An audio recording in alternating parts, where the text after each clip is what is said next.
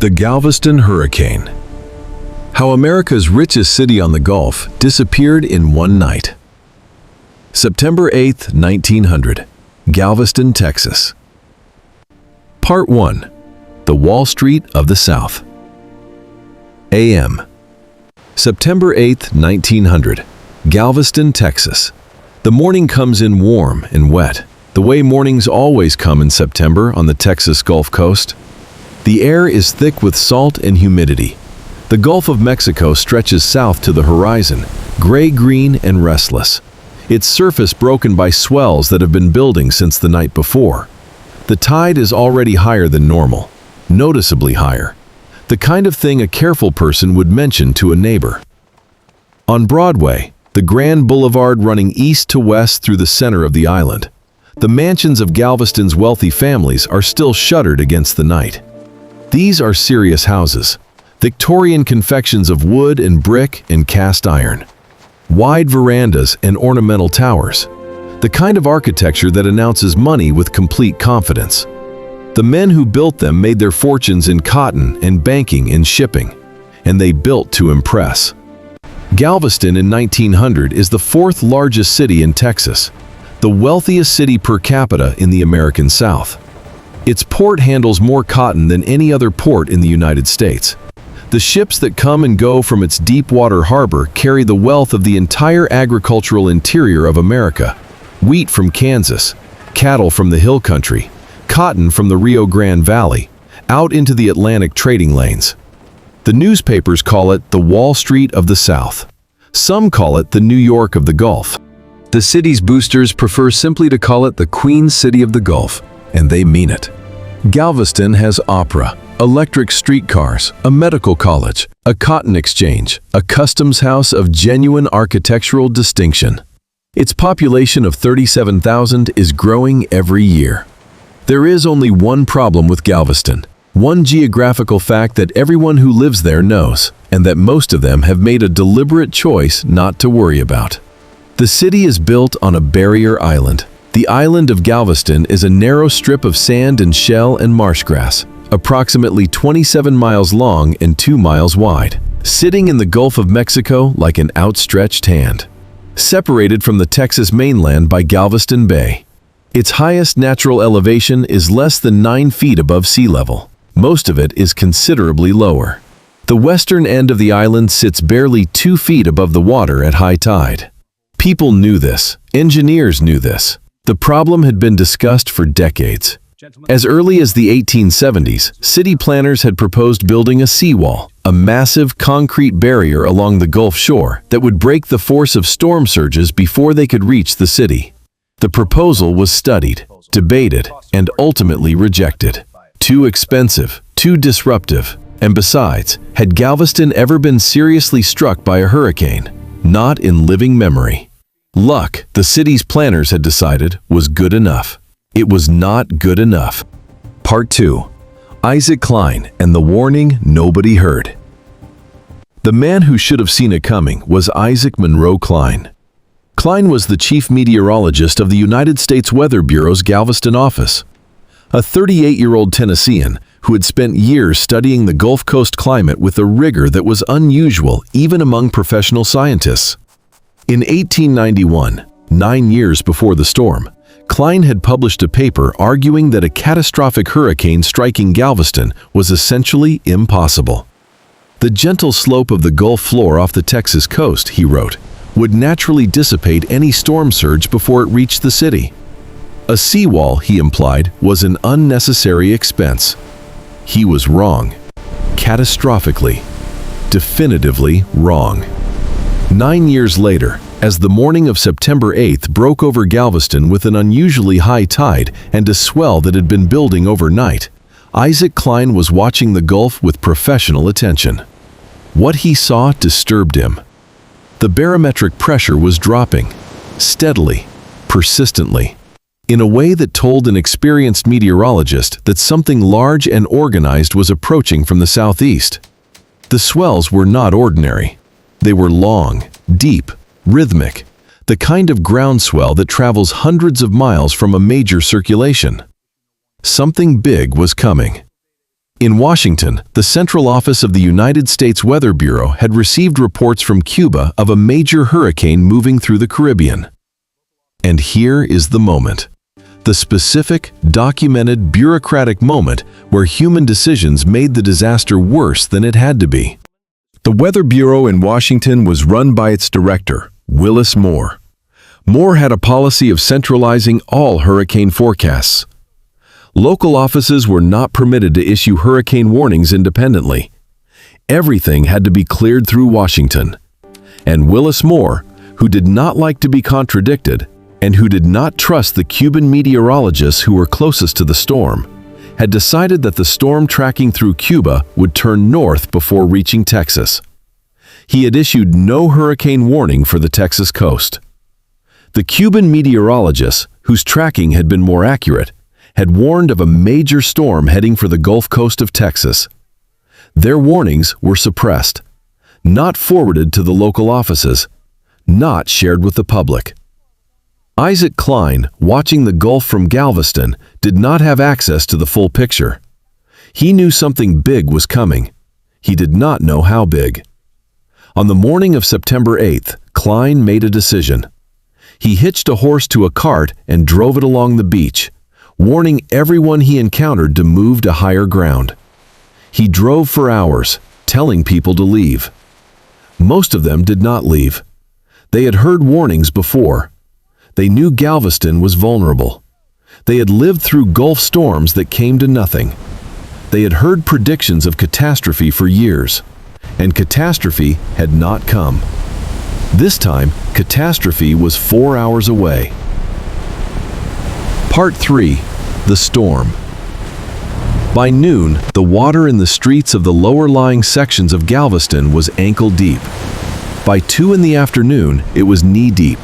By 4, it was waist-deep in some areas, and the wind had reached hurricane force. The storm that made landfall on Galveston on the afternoon of September 8, 1900, had sustained winds of 145 miles per hour.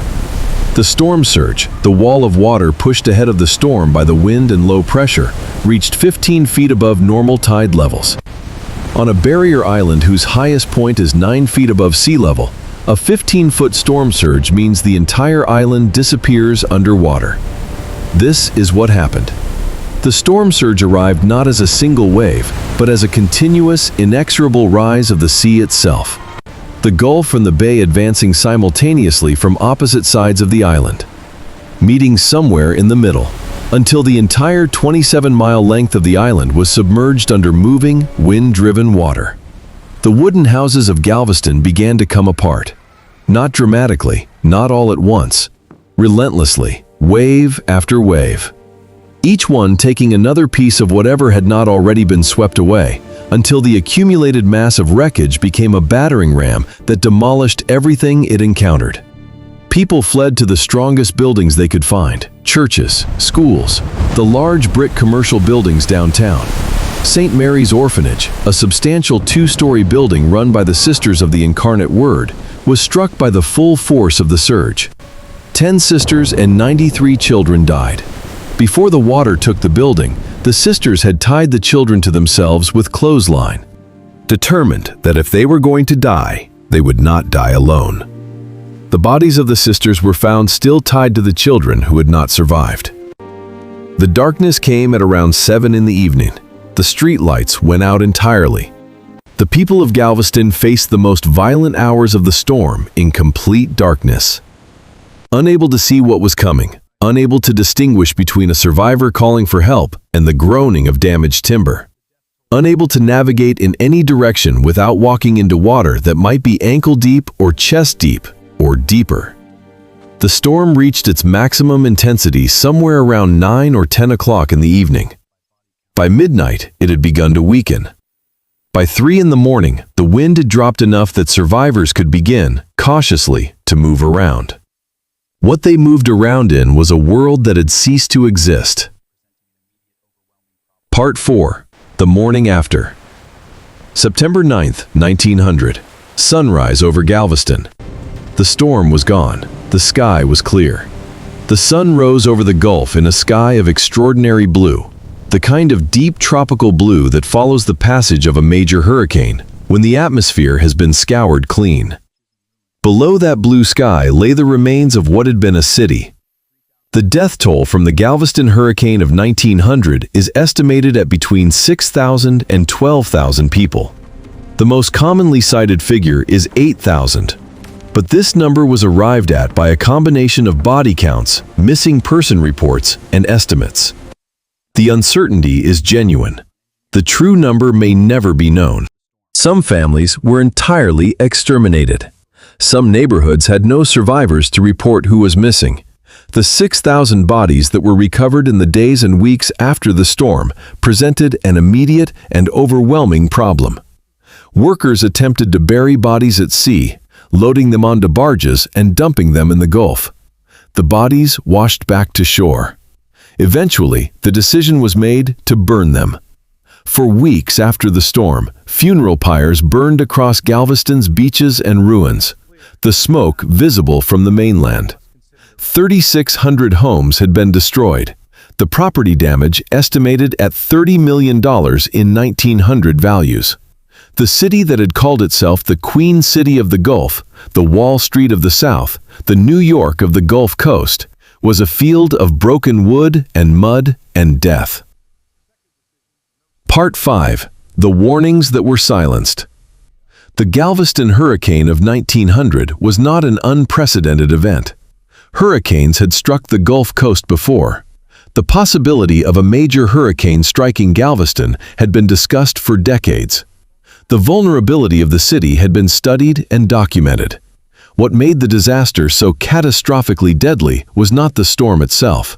It was a series of decisions made by human beings in the years and months and days before the storm arrived. The first decision, the seawall. In 1874, 26 years before the storm, a committee of engineers had recommended to the city of Galveston that a seawall be constructed along the Gulf shoreline. The recommendation was clear and technically sound.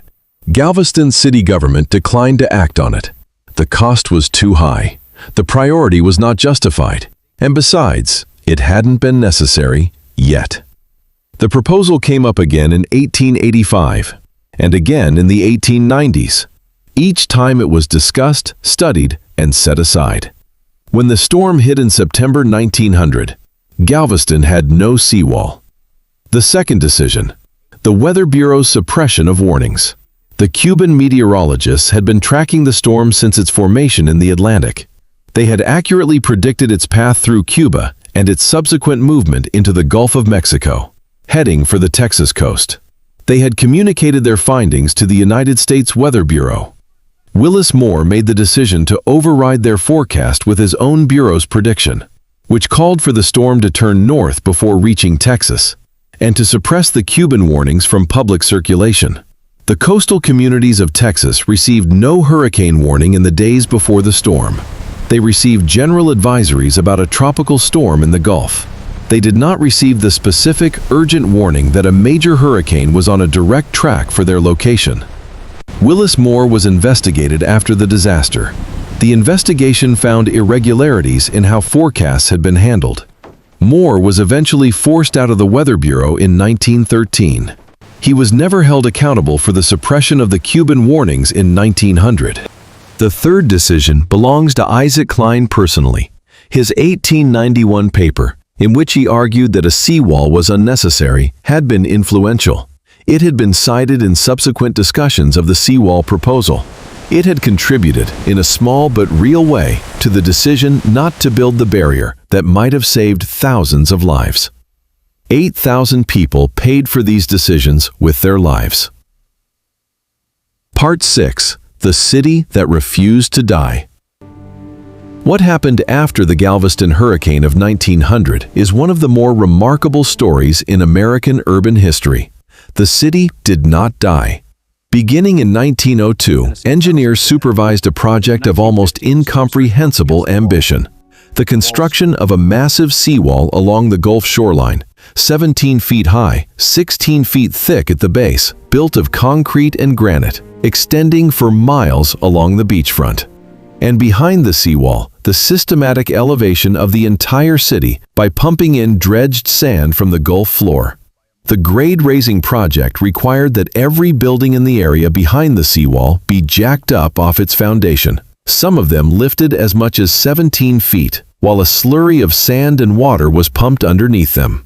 Streets, utility lines, gardens, all elevated. The project took years. It was done while people lived in the buildings being raised, while businesses continued to operate, while the city tried to rebuild its commercial life. In 1915, a hurricane of comparable intensity to the 1900 storm struck Galveston. The seawall held. The storm surge that had killed 8,000 people 15 years earlier was broken by the concrete and granite barrier. The death toll was in the hundreds rather than the thousands. This was an extraordinary demonstration of what competent engineering and political will could accomplish. The seawall that the city had declined to build for 26 years before the 1900 disaster proved, in 1915, that it would have saved thousands of lives if it had been built earlier. 26 years of too expensive. 26 years of it probably won't happen. 8,000 dead. Then a seawall. Then, in 1915, the storm surge broke against the wall and the city held. Part 7. What the storm changed. The Galveston hurricane of 1900 is the deadliest natural disaster in American history, by a margin so large that it is difficult to compare it to other events on the list. The second deadliest, the 1928 Okeechobee hurricane in Florida, killed approximately 2,500 people. The Galveston death toll is 3 times larger than its nearest competitor. It changed American meteorology. The failure of the Weather Bureau to provide adequate warning prompted a fundamental rethinking of how hurricane forecasting was organized and communicated. The National Hurricane Center, which today provides continuous tracking and warning services for the entire Atlantic Basin, exists in part because the Weather Bureau's institutional failures in 1900 were eventually recognized and corrected. It changed American coastal engineering. The Galveston seawall became a model for coastal protection projects across the country. The lesson, that a barrier island with no protection against storm surge is a death trap, was absorbed into American civil engineering practice. It changed American municipal governance. The disaster destroyed the existing city government of Galveston so completely that a commission form of government was established to manage the recovery. This Galveston plan was subsequently adopted by hundreds of American cities as a reform model. What it did not change, what the disaster record of the following century makes clear it did not change, was the fundamental human tendency to underinvest in preparedness until the catastrophe actually arrives. In 2005, the levees protecting New Orleans were known to be inadequate for a major hurricane. Engineers had been saying so for decades. The federal investment in upgrading them had been repeatedly reduced in the years before Hurricane Katrina. When Katrina came, the levees failed. Over 1,800 people died. The pattern: known risk, inadequate preparation, inadequate warning, catastrophe. It has not ended. Epilogue. The Galveston Hurricane Memorial stands near the seawall on the Gulf Shore, where the storm came ashore 124 years ago. The seawall itself is still there, extended over the decades, reinforced, studied and re-engineered by successive generations of civil engineers who understood what it cost not to have one. It is 17 feet high. It is made of concrete and granite. It runs for 10 miles along the beachfront. Behind it, Galveston is still a city. Smaller than it once was, Houston long ago absorbed the commercial dominance that Galveston once held. But alive, inhabited, with its Victorian architecture still standing on Broadway, its beaches still drawing visitors, its port still operating. In the cemetery at the center of the island, there are mass graves. The dead who could be identified were buried with markers. The dead who could not, and there were thousands who could not, were buried in unmarked ground, their names unknown. Their families presumably swept away in the same flood that took them. The water that killed them was ordinary Gulf water. It was not malicious. It was not unprecedented. It was simply water, pushed by wind, going where gravity and physics directed it. The decisions that put 8,000 people in its path were made by men sitting in offices and meeting rooms years before the storm arrived. They decided a seawall was too expensive. They decided the warnings from Cuba were unreliable. They decided the island's geography provided natural protection. They decided it probably wouldn't happen. It happened. 6,000 to 12,000 dead. 8,000 by the most commonly accepted count. The deadliest natural disaster in American history. A seawall that could have been built 26 years earlier. Warnings that were suppressed by a bureaucrat in Washington. Not one person held accountable. The seawall stands today because of what happened on September 8, 1900. The question it cannot answer is why it took 8,000 deaths to build it. Remember Galveston.